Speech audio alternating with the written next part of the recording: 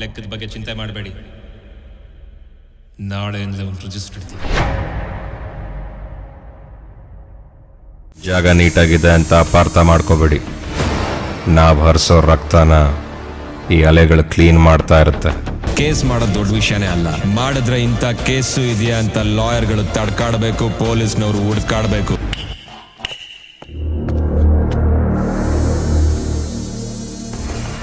ಚೂಪಾಗಿರೋವರೆಗೂ ಚಾಕು ವ್ಯಾಲ್ಯೂ,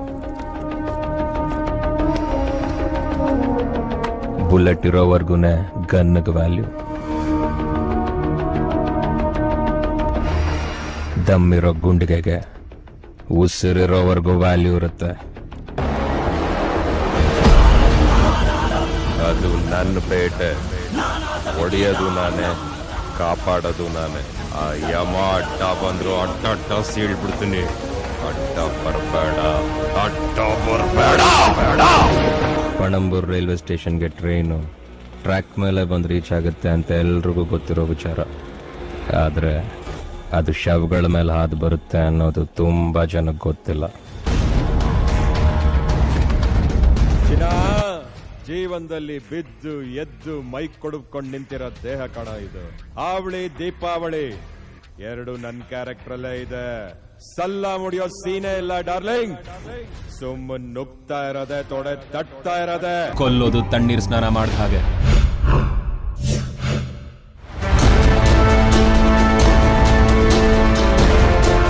ಒಂದೆರಡು ತಂಬಿಗೆ ಹಾಕೊಳ್ಳೋವರೆಗೂ ಕಷ್ಟ,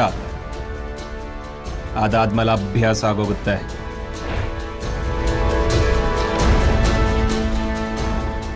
ನೀವೇ ಹೇಳಿದ್ರಲ್ಲ, ಎಲ್ರು ಅವ್ರವ್ರ ಲಾಭಕ್ಕೋಸ್ಕರ ರಕ್ತ ಸುರಿಸ್ತಾರೆ ಅಂತ. ನಾವೊಂಚೂರು ಜಾಸ್ತಿ ಸುರಿಸ್ತಾ ಇದೀವಿ. ಲೆಕ್ಕದ ಬಗ್ಗೆ ಚಿಂತೆ ಮಾಡಬೇಡಿ. ನಾಳೆಯಿಂದಲೇ ಒಂದು ರಿಜಿಸ್ಟರ್ ಇಡ್ತೀವಿ.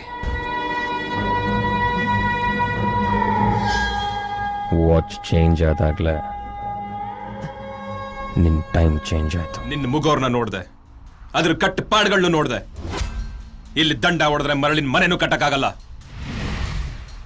ದಂಡಿಸಿದ್ರೆ ಸಾಮ್ರಾಜ್ಯನೇ ಆಳ್ಬೋದು. ನನ್ನ ಹೆಗಲ್ ಮೇಲೆ ನಿನ್ ಕೈ ಇಟ್ಟಾಗ್ಲೇ ನಿನ್ನ ಕೆಲಸ ಮಾಡಕ್ ಒಪ್ಕೊಂಡೆ.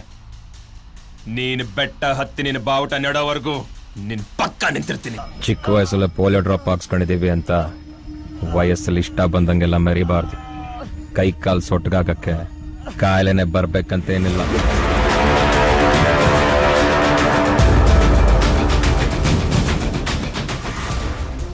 ನೀನ್ ಹೇಳದ್ ಸರಿ. ಇಲ್ಲಿ ಮನುಷ್ಯರಾಗಿ ಬದುಕಿರಕ್ ಸಾಧ್ಯ ಇಲ್ಲ. ನಾವು ರಾಕ್ಷಸರಾಗೋಣ. ಮೀನ್ ಸೈಜ್ ತಿಳ್ಕೊಂಬರಕ್ ನಿನ್ನ ಕಡೆ ಅವ್ರು ಇನ್ಯಾರು ಉಳ್ದಿಲ್ಲ, ನಿನ್ನನ್ ಬಿಟ್ಟು. ಯಾರು ದುಡ್ಡು ಕೊಟ್ಬಿಟ್ಟು ಎತ್ತಾಕಂದ್ರೆ ನನ್ನೆಲ್ಲ ಎತ್ತಾಕ್ಬಿಡ್ತೇನೋ? ಇಲ್ಲ, ನಿನಗಾದ್ರೆ ದುಡ್ಡು ತಗೊಳಲ್ಲ. ಗನ್ನೆಲ್ಲ ಹಿಡ್ಕೋಬೇಡ. ಹೆಚ್ಚು ಕಮ್ಮಿ ಆದ್ರೆ ಕಮ್ಮಿ ಆಗ್ಬಿಡುತ್ತೆ. ಭತ್ತ ಕುಟ್ಟಕ್ಕೆ ಒನ್ಕೆ ಬೇಕಂತಲ್ಲ, ಕುಟ್ಟೋಣ ಬಿಡಿ.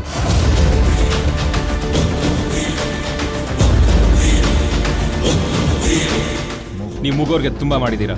ಎಲ್ಲಿ ಮುಗೋರ್ ಮೇಲೆ ನಿಮ್ ಹಿಡಿತ ಕಮ್ಮಿ ಆಗ್ಬಿಡುತ್ತೋ ಅಂತ ಚದುರಂಗದ ಆಟ ಶುರು ಮಾಡ್ಕೊಂಡ್ರಿ.